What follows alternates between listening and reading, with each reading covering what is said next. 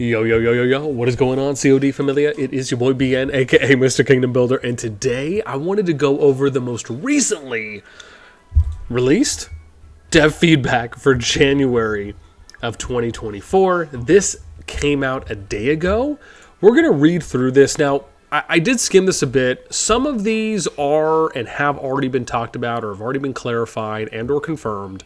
And so we're going to read what the question is, what's the response, and then I'm going to give you my feedback for any of, I would say, the relevant points that we have here. So let's go ahead and dive right in. Number one, behemoth raids, if I could read, are too difficult to complete in S2+. Thank you for your feedback. We're with the implementation of the latest patch, and basically the short version here is that they've already made adjustments, right? For Season 2, they adjusted all the behemoths. For Season 2+, they scaled down / adjusted the behemoths with the exception of Magma Daemon and Dragon. Number two, is there any way I can repurpose the extra speed ups and hero tokens after maxing out my city hero? This was actually something they already acknowledged as well, and we should be able to see that where they say, here our team is actively exploring potential solutions to offer players more value even after reaching the maximum level. But this is something they already mentioned before that they're looking into, and they didn't deny it. They also didn't say like, yeah, this is a guarantee it's coming out, but they did say they're looking into it. Right, so typically when I see responses like that, it usually gives me more of an indication that this is a higher chance that it will come out versus them closing the door or a very low percentage chance that it will come out. Then we get to number three. Increase the road length that an alliance could build. The dev response, we appreciate your input. There are no immediate adjustments planned at this time, but we will keep the suggestion in mind for future consideration. And this has been pretty consistent with what we've been hearing from them ever since. I think a lot of people have been asking about road length increases. I will say, overall, I think the thing that would help us to really figure that out is if we can look at a map. And I might actually try and do that this season now that I think about it, because I think what we really need to see is a visual representation of if you're playing in a KVK and we look at alliances that have maxed out or are near maxed out their road length, let's look at everywhere they built, right? How many villages were they able to occupy? How many behemoths were they able to connect to? How many passes were they able to connect to? I think if we can look at the numbers visually, right, by collecting some data and compare that across a couple of alliances to see, what are the kind of max acquirements or captures that they can make across the board. And then when they start noticing that they're capped, where is that typically happening? Because to me, the thing that comes first to mind is, okay, you've built through Zone 1, you've built through Zone 2, Zone 3, Zone 4, etc. And then once you get to the final zone, if you want to try and build down through your opponent's Zone 3 and then into their Zone 2, right, to where you then get stopped at the Zone 1 where you can't build in there, is that where you're getting basically capped, that you can't just build further into their territory, or is it somewhere else? So that's something that I'm going to try and do. Number 4, give R4, R5 the authority to remove architecture such as barricades and turrets and to manage alliance members occupying villages. Dev response, thank you for your suggestion. Optimizations will be made in future updates to enable R4 or R5 to remove unnecessary architectures. This is something that I think is actually a good change, right? We talked about management being able to have the tools in order to better manage not only buildable structures, but the way that their members, whether that's in a village, removing them from a behemoth raid, removing from a rally, right? These are things that can be efficient and effective. As for managing villages, we're holding off on changes for now to avoid overburdening the R5. We are planning to tweak R4, R5's authority. This is a big one, I think. R4, R5's authorities in the next update to reduce alliance leaders' workload on management. What? This is what I'm saying. Now, I don't know. Obviously, we don't know exactly what this means, but I love this line from them because this, to me, is where we need to be going down. We need to be going down more of an autonomous type of managing where management has more tools and more utilizations available to them in order to keep the performance of the alliance at the best that it can be. Potential adjustments are in the works, including enabling an R4 with a certain title to appoint titles to other R4s. I actually think this is a great change, right? It's almost kind of like appointing an assistant R5 in training, right? and allowing R4s to send alliance decrees. Totally okay with this. Again, I like where this is going, generally speaking. Personally, I don't think that this is necessarily overburdening the R5. I mean, let's be real. I think most of us want... Well, again, let's be really real. There was never an outcry of support for them changing the way the previous village system operated, where you built your territory, the village was within the territory, you build a road out to the village, and then the village buffs are just passively applied to everyone in the alliance. You never needed to actually go out and capture the village, and there was never a capacity limit on how many people could capture a village. Let's be real. Nobody complained about that. The system was ideal, right? There was nothing wrong with it.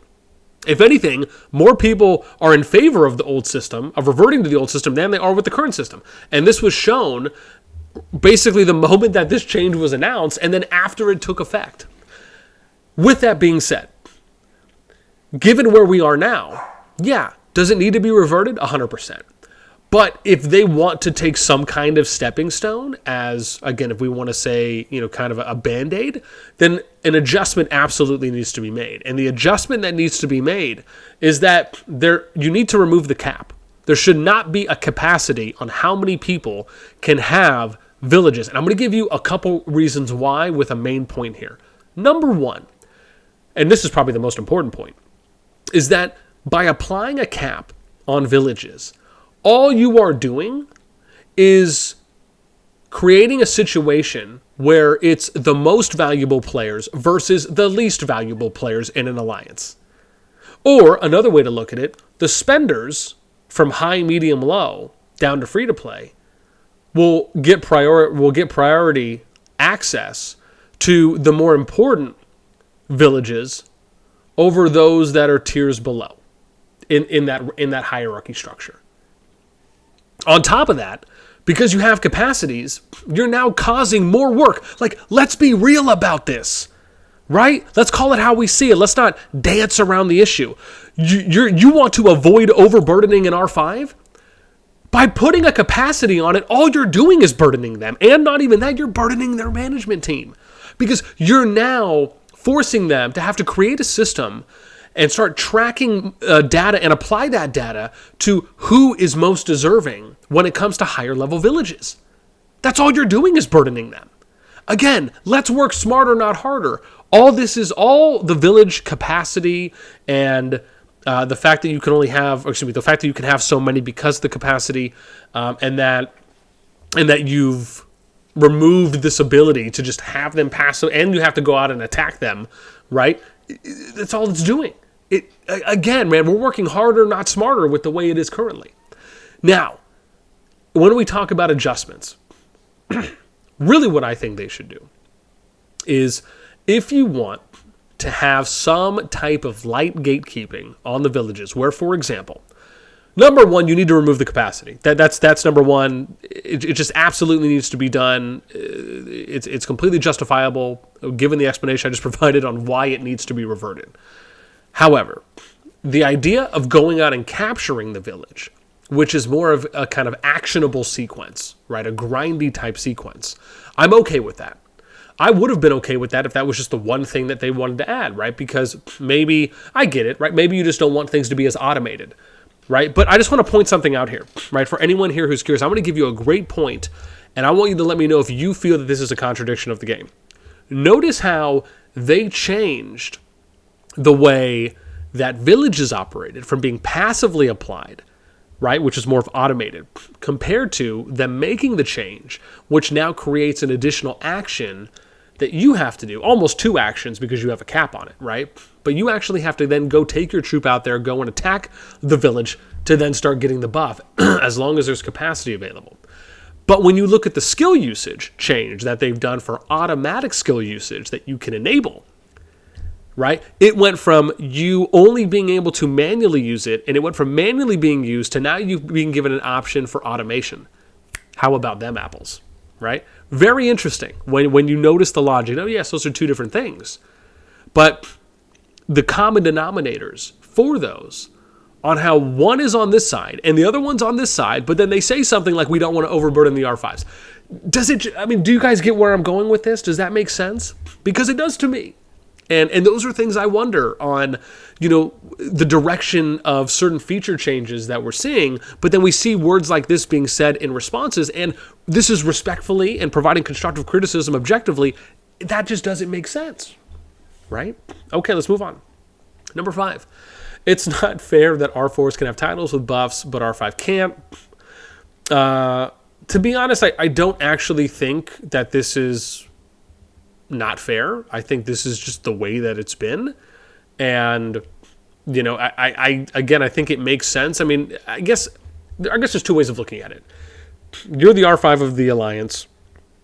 You're already at the top. You're handing out titles to your R4s, which is your management team. There's a lot more managers at an R4 position than there are an R5 because there's only one. Excuse me. The other way of looking at this is that if you have a king or queen, right, traditionally, if you look at a game like Rock, Infinity Kingdom, I believe, had this as well, and other kingdom builders, right, the king or queen actually gets a buff applied to them as the lead, right? So the thing is, I can argue both sides of it. Do I think that it is so abhorrently unfair that, I'm going to quit if this doesn't happen? No, not at all. So yeah, I guess you could say I'm somewhat on the fence-ish, but I still lean more towards, I don't know. The way I kind of look at this, man, it's like give an inch, take a mile, right? We're just asking for more and more and more. And this, I just want to point out, like, I get why the suggestion is being asked if you're approaching it from that perspective, but I just don't know if I put this at the highest priority list, right? And I also don't know if this is something that I'm overwhelmingly in favor of saying yes, right? This is something I'm like I said, I'm on the fence, kind of leaning towards, I just don't think we really need to include it. But again, that's my opinion, my reasoning, my thoughts. Let me know what you think on that one. Number 6.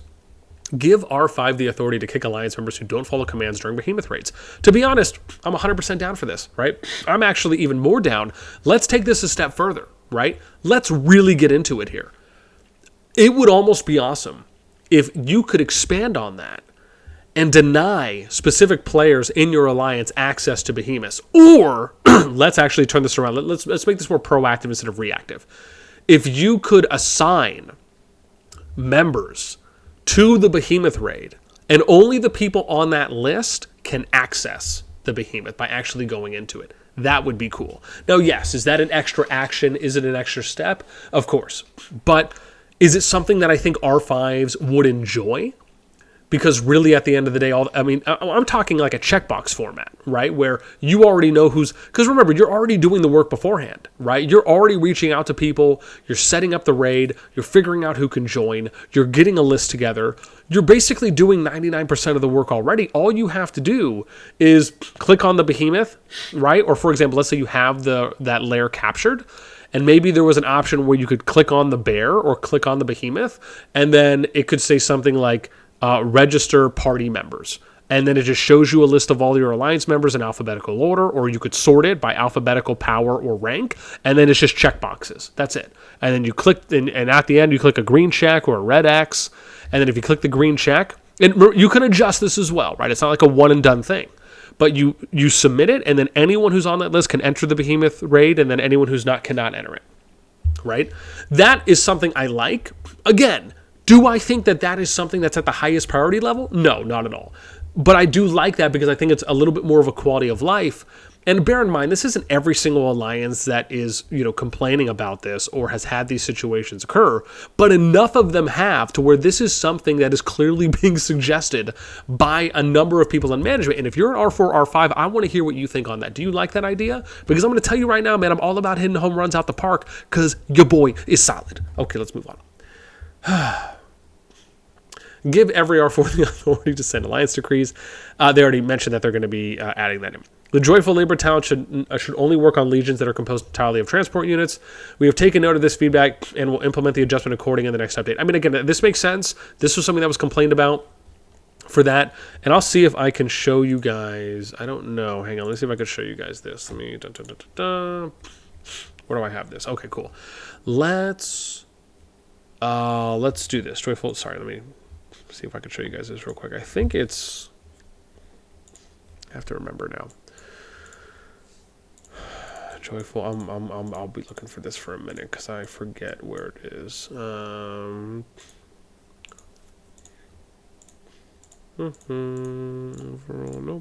Oh, I forgot I have to start right left. Oh, here it is. The joyful labor. So it says when your legion is hit with a normal attack while gathering, they have a 20% chance to become invulnerable and take no damage for the next 2 seconds. This effect can be triggered once every 30 minutes.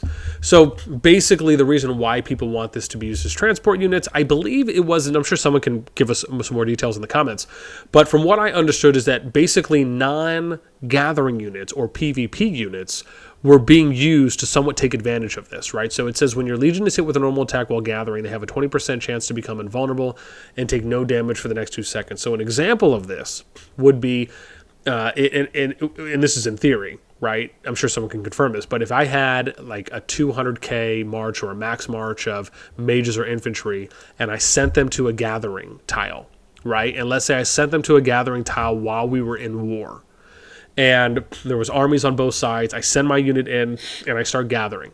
This talent could proc, and then for those 2 seconds that I become invulnerable, I can then go and dish out damage, right? And so if you think about it, yeah, sure, you probably would only be able to use it one time in that big battle, right? And then obviously once the 30 minutes. But bear in mind, you could use this with multiple legions, right?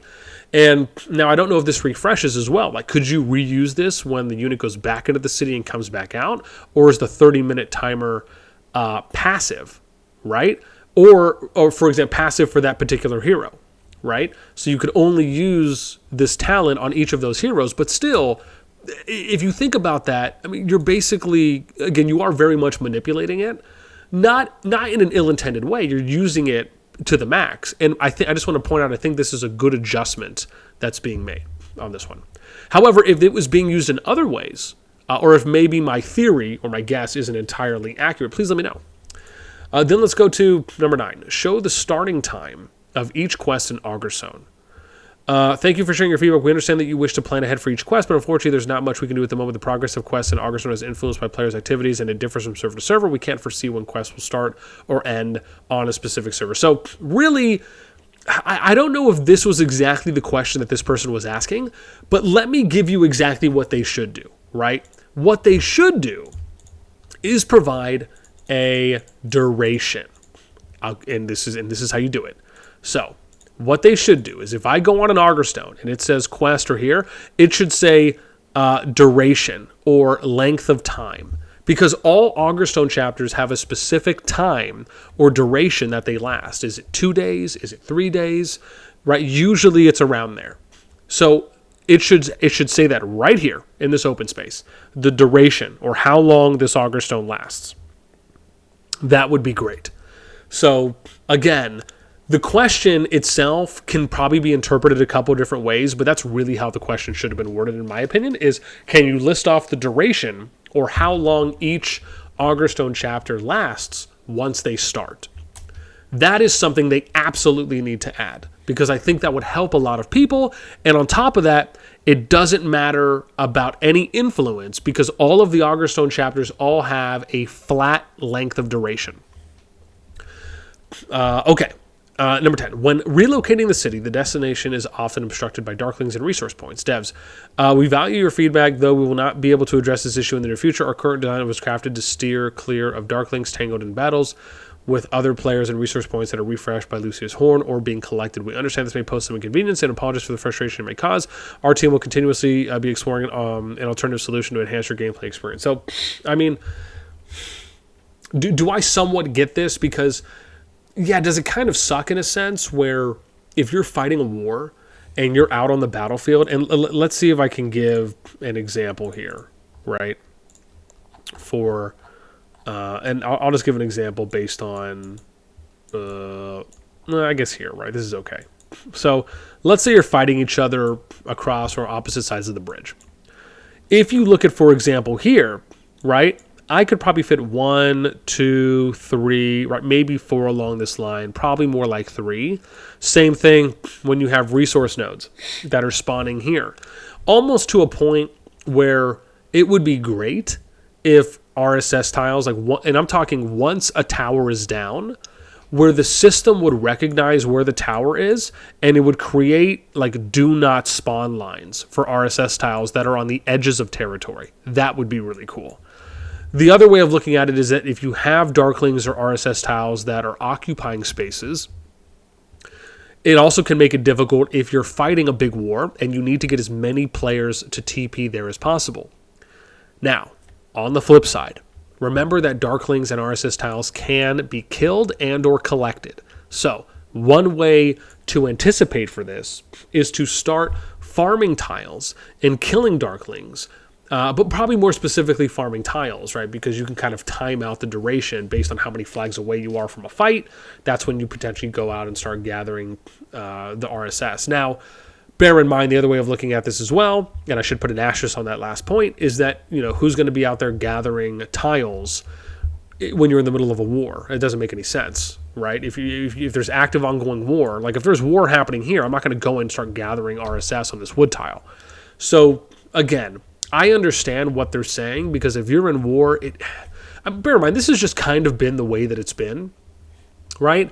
Part of me almost feels like this is a little bit of a reach, just because this is something that I would say a good amount of us have been subjected to for a while. Do I absolutely understand where they're coming from? And does it make sense if you want to be able to get more players up close and in more of a forward operating position to where, as an example, to where you can get more players and therefore more troops and have more fighting capabilities and capacity when KVK or when war is happening? Yeah, I understand that. You know, I just thought about this. One thing that comes to mind is almost if you had like everyone in your alliance like run sickle, right? So like if everyone ran Greenfinger sickle and they just like melted a where is it? Dun, dun, dun, dun, like this one, right? So it's green where it says immediately gathers a resource from a chosen resource point. You could have multiple people equip this real quick. I mean, if you think about it, you got 150 people and you have like what? It's this wood, it's like three, like let's say 7, I don't even know what that is. Well, what's a 7, 900 or a million?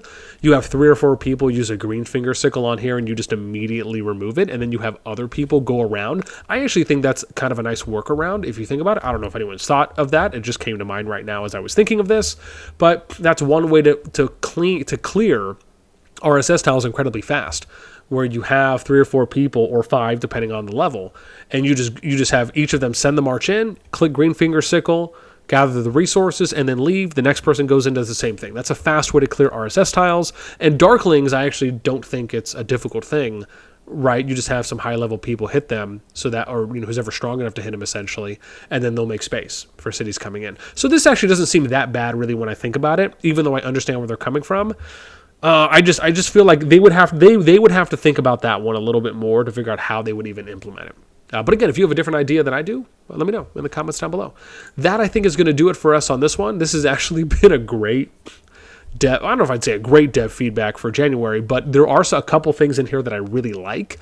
Specifically, how they talk about what it seems like with the wording on being more aware of alliance management.